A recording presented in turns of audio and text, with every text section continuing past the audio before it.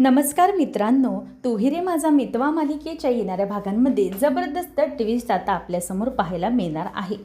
कारण की नम्रताने सौदामिनीशी हातमिळवणी करून जो काही ईश्वरीसोबत तिने दगाफटका केलेला आहे, आता या सगळ्याचं सत्य हे अर्णव स्वतः शोधून काढणार आहे. आता ईश्वरीने डिश बनवल्यानंतर जेव्हा इतकी मेहनत करून माझ्या मिस इंदोरला कोण त्रास देऊ पाहतंय याचं सत्य आता अर्णव शोधायला निघणार आहे. आणि हे शोधत असताना जेव्हा ईश्वरीला पहिल्या डावामध्ये थोडंसं अपयश आल्यामुळे ईश्वरी खचते आणि त्याच वेळेला आता ह्या सगळ्याचाच बदला घेण्यासाठी अर्णव सत्याच्या मुळाशी जात असताना जेव्हा अर्णव सगळे शोधणार आहे तेव्हा CCTV फुटेजमध्ये अर्णवला आता पाहून मोठा धक्का बसेल. कारण नम्रतानेच ईश्वरीच्या डोळ्यांना इजा केल्याचं CCTV फुटेजमध्ये त्याला स्पष्ट दिसणार आहे.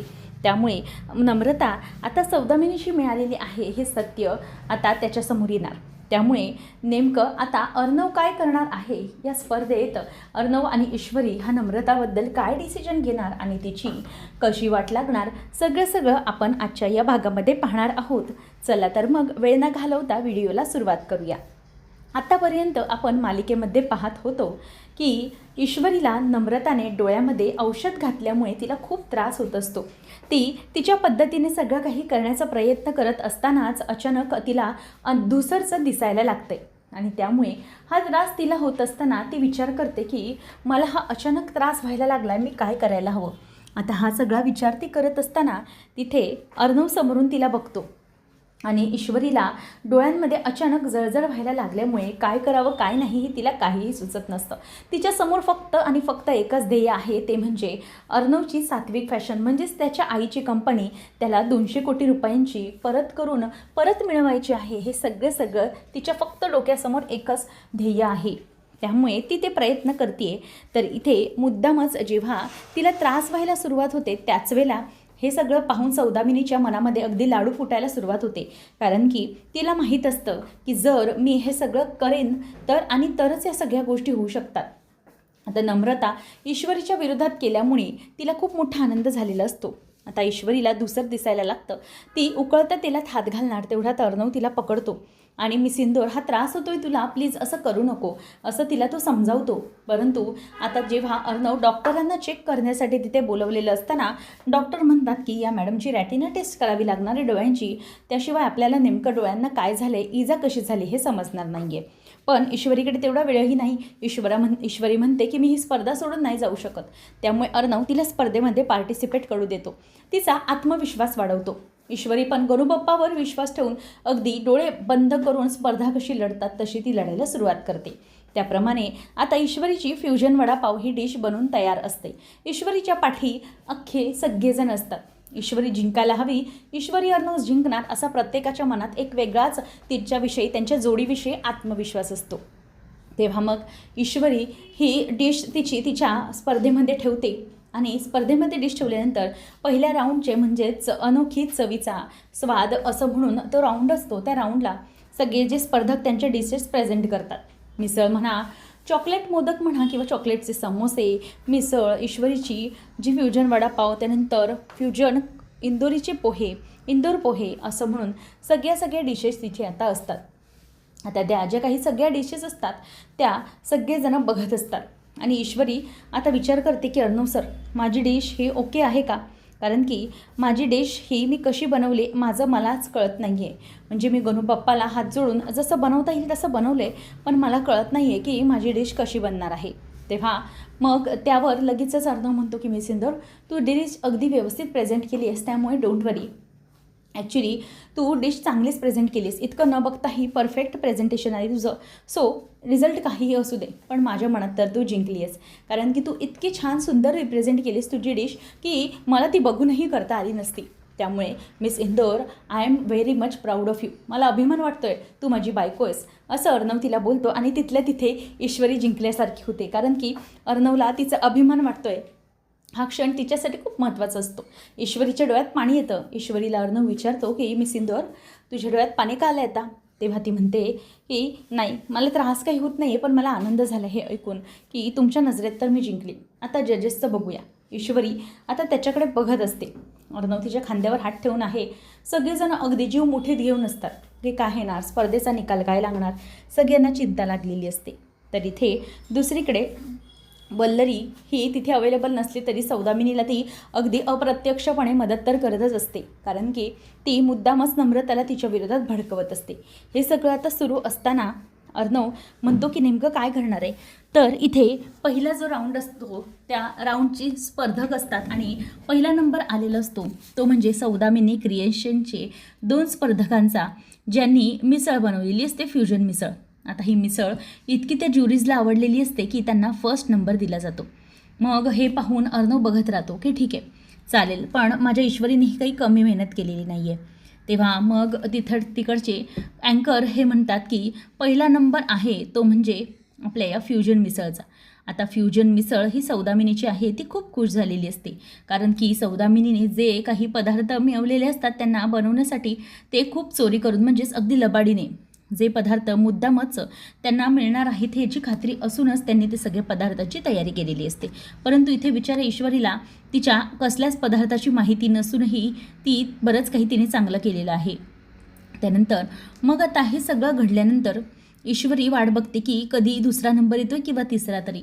त्याच वेळेला मग आता दुसरा नंबर आलेला आहे तो म्हणजे की आपल्या नम्रताचे इंदोरी पोहे. आता तो इंदोरी पोहे प्रेक्षकांच्या म्हणजेच त्या ज्युरीजच्या खूप पसंतीस पडलेले आहेत. आणि त्यानंतर मग आता ते दुसरा नंबर आकाशला देत आहेत, आकाश टेक्स्टाईलला. तेव्हा मग अर्णव खुश होतो मनातून जरासा आणि नम्रता पण खुश होते, कारण की मला नंबर मिळाला इशूच्या अगोदर मी, असा तिचा एकंदरीत अंदाज होतो. तर इथे आकाशच्या चेहऱ्यावर तितकाच आनंद नसतो, कारण की सात्विक फॅशनचं अजून नाव आलेलं नाही आहे.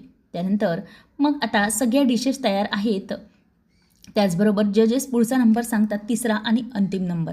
आता तो तिसरा नंबर असतो तो म्हणजे जरासं ते म्हणतात की कॉम्बाईनमध्ये काढलेला आहे, कारण की दोघांच्याही डिशेस चांगल्या बनल्यात. तो तिसरा नंबर आहे तो म्हणजे आपल्या या चॉकलेट समोसाचा. आता चॉकलेट समोसा हा तिसरा नंबर, त्यामुळे ईश्वरीचा नंबर कुठेही आलेला नाही. ईश्वरीला कळलं की मी स्पर्धेतून बाद झाले, तिला खूप अजून वाईट वाटतं, पण ती अर्णवला ते दाखवत नाही, कारण की तिला माहीत असतं की ह्या सगळ्या ज्या काही गोष्टी घडलेल्या आहेत त्या गोष्टी या म्हणजे आपल्या हातात नाही आहेत. माझ्या अचानक डोळ्यांना त्रास व्हायला लागला, कदाचित गणूबाप्पाचीच ही मर्जी, असं तिच्या मनात विचार येत असतो. आता मात्र नमूच्या मनाला खूप जराशी अगदी चुनचुन लागते की मी इशूच्या बरोबर असं वागले म्हणून इशू स्पर्धेतून बाद झाली. तिच्या मनाला खूप वाईट वाटतं. ती खरं तर वाईट नसते, परंतु तिला ती स्वार्थापायी आणि मतलबी पोटी तिने हे ईश्वरीसोबत केलेलं आहे. त्यानंतर अर्णवलाही वाईट वाटतं की मिस इंदोरचा हा प्रयत्न वाया गेला. तितक्यातच ज्युरीज सांगतात की 1 मिनिट राज शिर्के, तुम्ही कुठेही जाऊ नका. मिस्टर मेहता म्हणतात की आम्ही या स्पर्धेमध्ये एक एक्स्ट्रा चान्स देत आहोत, तो म्हणजे तुमच्या जोडीला सात्विक फॅशनला, कारण की या ज्या मॅडम आहेत त्यांना डोळ्यांना त्रास होऊनही, त्यांना दिसत नसूनही त्यांनी खरंच खूप छान प्रयत्न ट्राय केला आहे. मला सांगा की मिसेस राज शिर्के, तुम्ही हा वडा नेहमीपेक्षा वेगळा बनवला आहे, याची चव काही वेगळी आहे, तुम्ही सांगू शकाल की यात काय टाकलं आहे? ईश्वरी सांगते की हो सर, याच्यामध्ये ना ॲक्च्युली आपण बेसन पीठ वापरतो, परंतु अचानक मला इन्ग्रेडियंट्समध्ये जे सत्तूचं पीठ असतं ना ते आलं होतं, त्यामुळे या सत्तूच्या पिठापासून हा वडा तयार केलेला आहे. मग लगेच मेहता सर म्हणतात की सत्तूचं पीठ ते तर खूपच सात्विक आहे आणि पोटाला चांगलं आहे, म्हणजे बेसनापेक्षा हा वडापाव आपल्याला हेल्दी म्हणता येईल, कारण की हा वडापाव हा सत्तूच्या पिठाचा आहे, म्हणजे त्याचं कोटिंग ते बरोबर. ईश्वरी म्हणते की हो सर, असंच अगोदर म्हणता येईल. मग एक वेगळा प्रयत्न म्हणून ईश्वरीलाही चान्स दिला जातो. मेहता सर म्हणतात की मला तरी असं वाटतं की या ईश्वरी मॅडमला पुढच्या सेकंड राऊंडमध्ये भाग दिला पाहिजे. तर आता जे काही मिळालं आहे ईश्वरीला ते तर तिच्या नशिबाने मिळालं आहे, म्हणजे तिला सेकंड राऊंडमध्ये तरी भाग घेता आला आहे, त्याचं तिला जरा बरं वाटतं आहे, म्हणजे तिच्या मनाला कुठेतरी समाधान वाटतं की मी 1 राऊंड तरी पार केला. आता मेहता सर म्हणतात की चालेल, मला पुढच्या राऊंडमध्ये या मॅम हव्या आहेत आणि तुमच्याकडून काहीतरी वेगळं एक्सपेक्ट आहे, असं म्हणून आता त्या जिद्दी आहेत आणि ते हरल्या नाहीत, म्हणून मला त्यांना एक मोठा चान्स द्यायचा आहे, असं मेहता सर म्हणून दाखवतात. ईश्वरीच्या जिद्दीला सलाम करत ते पुढच्या फेरीत तिला टाकतात. पण अर्णवला हे नको असतं. अर्णवला असं वाटतं की हे जे काही मला दिलं आहे ते एखाद्या भिकेसारखं दिलेलं आहे, म्हणजे दान दिल्यासारखं, परंतु मला असं जिंकणं कधीच मान्य नाही आहे. ईश्वरी खुश असते की तिला मिळाले, परंतु अर्णव नाही. अर्णवला आतल्यात खूप वाईट वाटत असतं की मिस इंदोर हिला असा हा त्रास कसा व्हायला लागला. तेव्हा तो तिला बाजूला घेऊन विचारतो की मला सांग, मिस इंदोर, तुला हा जो काही हा त्रास झाला आहे तो अचानक कसा काय व्हायला लागला आहे, म्हणजे नक्की काय प्रॉब्लेम आहे? तेव्हा ईश्वरी त्याला सांगते की अर्णव सर, मला कळत नाही आहे, मी जेव्हापासून चक्कर आली ते नंतर मी रेस्ट करायला गेली आणि रेस्ट करून झाल्यानंतरच माझ्या डोळ्यांना ना हा काहीतरी त्रास व्हायला सुरुवात झाली. मला काहीच कळत नाही आहे आणि जर मी सेकंड फेरीतही गेली आहे आणि जर माझ्या डोळ्यांचा हा त्रास, तर मग काय करायचं आहे मला काहीच कळत नाही आहे. अर्णव म्हणतो की मिस इंदोर थांब, आपण बघूया, अजून स्पर्धेला थोडा वेळ आहे, आपण तुझी वाटल्यास आय टेस्ट करूया आणि नंतर मग आपण बघूया. सगळेजणं आता आपापल्या वेळ घालवण्यामध्ये बिझी असतात. ईश्वरी अर्णव ठरवतात, पण अर्णव म्हणतो की मिस इंदोर, हे अचानक तुझ्या डोळ्यांना असं काहीतरी होऊ शकत नाही. तिला डाऊट येतो तो म्हणजे सौदामिनीवरती. तिने काहीतरी जर केलं असेल तर मात्र हे शक्य आहे हे तिला माहीत असतं. म्हणून सौदामिनीने जर काही घडवून आणलं असेल तर याच्यावर त्यांचा पूर्ण विश्वास असतो. अर्णव म्हणतो की मिस इंदोर, काही झालं तरीही मला एक गोष्ट कळते की काहीतरी तुझ्यासोबत तिथे घडलं आहे. तेव्हा मग जे मेहता सर असतात त्यांनाच त्याला जाऊन भेटतो अर्णव आणि म्हणतो की सर, मला जरा CCTV फुटेज बघायचं आहे आणि हे प्लीज कॉन्फिडेन्शियल राहू द्या, कोणालाही कळू देऊ नका. कारण अचानक रेस्टरूममध्ये असं काय झालं जेणे माझ्या बायकोची आयसाईट गेली, त्यामुळे मला काही कळत नाही आहे. तेव्हा मग आता मेहता सर म्हणतात की ठीक आहे, तुम्हाला मी देऊ शकतो चान्स, कारण की तसा डोळ्यासारखा नाजूक अवयवाला नेमकं काय प्रॉब्लेम झालेला असू शकतो हे आम्हालाही माहीत नाही आहे. मग आता अर्णव ते जे काही म्हणजेच CCTV फुटेजचं पूर्णपणे रूम असतो, म्हणजेच CC रूम असतो, त्या ठिकाणी तो जातो. ईश्वरीला म्हणतो की मिस इंदोर, आपण आता हे सध्या कोणालाही सांगायचं नाही आहे. नक्की काय झालं आहे हा प्रकार आपल्याला शोधायचा आहे, त्यामुळे ते शोधल्याशिवाय तरी आपण आता गप्प बसणार नाही आहे मी. आता असं सांगितल्याबरोबर ईश्वरी आणि अर्णव दोघंजणही ठरवतात की या सगळ्याच्या मागे कोण जबाबदार आहे हे शोधायचं. आणि हे शोधत असताना आता अर्णव तिला सांगतो की हे घरातल्यांनाही कोणाला तू सांगू नकोस मिस इंदोर, कारण की इथे चर्चा व्हायला वेळ लागणार नाही आहे. नेमकं तुझ्या बाबतीत काय झालं हे आपल्याला शोधलं पाहिजे. म्हणून आता ईश्वरी म्हणते की सर, तुम्हाला खरंच वाटतं आहे की तिथे काहीतरी झालं असेल? मला तर अंदाज येतो की ही देशमुख बाई आहे ना, ती आपल्याला हरवण्यासाठी कोणत्याही लेवलला जाऊ शकते. आणि मगाशी बघितलं ना ती काय बोलत होती, जेव्हा माझी दृष्टी गेली असं तिला कळलं, ती मला स्पर्धेतून बाद करून टाकायला सांगत होती. मला तर तेव्हाच डाऊट आला त्या बाईवरती की तिनेच मुद्दामना काहीतरी घडवून आणलं असेल. अर्णव म्हणतो की मिस इंदोर, ठीक आहे, आपण बघूया. तेव्हा आता वॉचमनच्या मदतीने, म्हणजे जे तिथे मॅनेजर असतात त्यांच्या मदतीने अर्णव आणि ईश्वरी दोघंजणही तिथे CCTV फुटेज बघण्यासाठी वरती जातात आणि CCTV फुटेज बघायला सुरुवात करतात. तर ज्यावेळेला ईश्वरी, म्हणजे जिथून सुरुवात होते, ईश्वरी चक्कर येऊन पडली, तर ते कॅन्टीन, आता ते कॅन्टीनमध्येच ईश्वरी आणि बाकीचे बसलेले आहेत आणि ईश्वरी, अर्णव, आकाश बोलत आहेत, पण नम्रता त्यांच्याकडे रागारागाने बघते. हे सगळं CCTV फुटेजमध्ये अर्णवला दिसते. त्यानंतर मग तिला कोणाचा तरी फोन येतो, ती फोन घेते. तिच्या हालचाली जरा अर्णवला संशयास्पद वाटत असतात. नंतर मग वेटर येतो आणि तिच्यापाशी काहीतरी तो ठेवतो, एक छोटीशी बाटली ठेवतो, ते अर्णवला दिसतं. नंतर मग ती त्याला खुणावते, ते देखील दिसतं.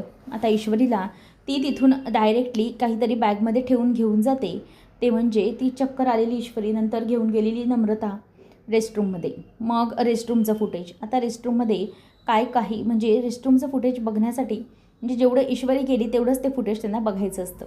मग आता ईश्वरी आतमध्ये गेल्यानंतर रेस्टरूममध्ये काय घडलं, ईश्वरी ही झोपलेली होती आणि त्याच वेळेला तिने डोळे बंद केलेले असतानाच नम्रता ही समोरून बॅगेतून काहीतरी काढते, बाटली काढते आणि ती बाटली ती म्हणजेच त्या कूलरमध्ये टाकते आणि तो पोर्टेबल फॅन त्याच्यामध्ये औषध टाकल्यानंतर ती ईश्वरीच्या समोर येऊन तो कूलरचा फॅन उभा करते आणि ईश्वरीला हवा घे म्हणून सांगते. त्यानंतरच तिचे डोळे बंद होतात. सगळं अर्णवच्या लक्षात येतं आणि नंतर मग आता अर्णव ते CCTV फुटेज बघतो आणि त्याला लक्षात येतं की हे सगळं करण्याचं काम केलेलं आहे नम्रताने. पण आता नम्रता हे सगळं का करेल, त्याचं डोकं अगदी फिरल्यासारखं होतं. नंतर तो नम्रताला जाब विचारायला येणार, तेवढ्यातच त्याला खाली नम्रता ही दिसते सौदामिनीबरोबर बोलताना. आता त्याचा संशय पक्का ठरतो की हे सगळं करणारी आहे ती सौदामिनी बाईच आहे. त्यामुळे सौदामिनी बाईने मुद्दाम हे घडवून आणलं आहे असा आळ तो तिच्यावर टाकणार असतो आणि तिच्या कंटेस्टंटला आता तो डिस्क्वालिफाय करण्यासाठी अर्णवने हे सगळं केलेलं असतं. मेहता सरांना जाऊन अर्णव भेटतो आणि त्यांना सगळा प्रकार सांगतो की हे सगळं या देशमुखांनी केलेलं आहे त्यांच्या कंटेस्टंटला जिंकवण्यासाठी आणि म्हणूनच अर्णवने हे सगळं सांगितल्यामुळे आता मेहता हे जे काही सौदामिनीचे कंटेस्टंट आहेत ते डिस्क्वालिफाय करतो. सौदामिनी तिथल्या तिथे तोंड खाली पाडून बसलेली असते. हे सगळं सौदामिनीच्या सोबतीने नम्रताच घडवून आणत होती. हे जेव्हा आता अर्णवला समजलंय तेव्हा त्याला या सगळ्याचा जबरदस्त धक्का बसलाय. परंतु आकाशला जर हे समजलं तर आकाश हा बिचारा पूर्ण कोलमडून जाईल. त्यामुळे तो त्याला काहीही न सांगता डायरेक्ट या सौदामिनीचीच वाट लावायला तयार झालेला असतो.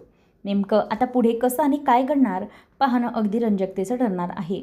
अशाच मालिकांचे अपडेट जाणून घेण्यासाठी आजच आपल्या चॅनलला सबस्क्राईब नक्कीच करा. धन्यवाद.